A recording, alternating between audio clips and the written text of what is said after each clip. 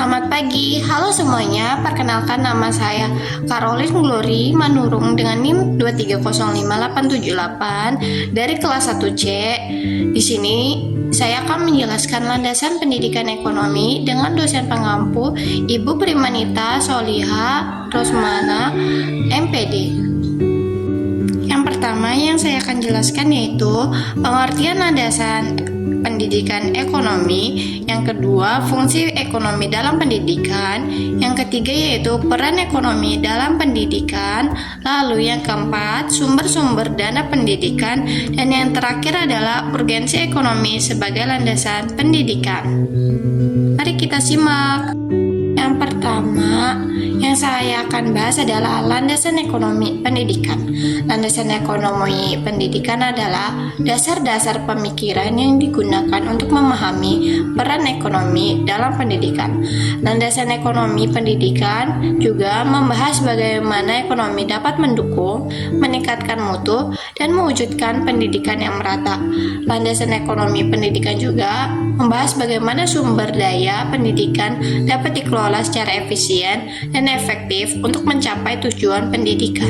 Yang kedua yang saya akan bahas adalah peran ekonomi dalam pendidikan. Ekonomi berperan penting dalam mendukung, meningkatkan mutu, dan mewujudkan pendidikan yang merata. Ekonomi juga berperan penting dalam meningkatkan produktivitas belajar dan kualitas sumber daya manusia. Oleh karena itu, pemerintah dan masyarakat perlu mewujudkan bekerja sama untuk meningkatkan kualitas pendidikan dan memperbaiki perekonomian Indonesia. Yang ketiga yang saya akan bahas adalah fungsi ekonomi dalam pendidikan. Fungsinya yang pertama adalah sebagai materi pelajaran dalam masalah ekonomi dalam kehidupan manusia.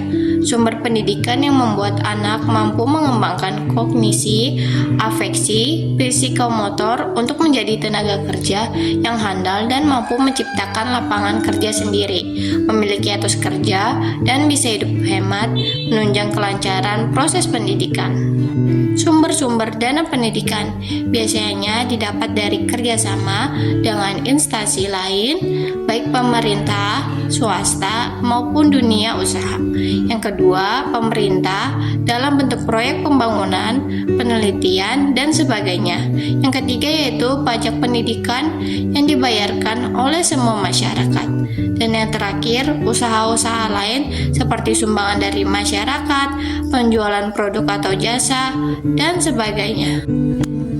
Yang terakhir yang saya akan bahas adalah urgensi ekonomi dalam landasan pendidikan. Urgensi pendidikan dalam pertumbuhan ekonomi yaitu meningkatkan produktivitas belajar sehingga penerus negara yang masih belajar dapat lebih memahami perekonomian dan memperbaiki perekonomian yang stagnan.